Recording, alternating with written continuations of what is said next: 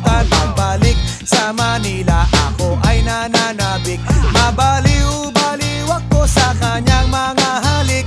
Okay lang, di maiwasan na mamiss paminsan-minsan. Pero pag kami nakita, aking panggigigilan. Di ko siya titigilan when she comes.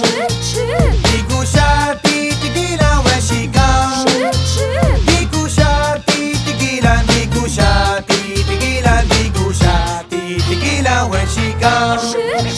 Kay ganda ng aming samahan at walang nanlalamig. Mas pasama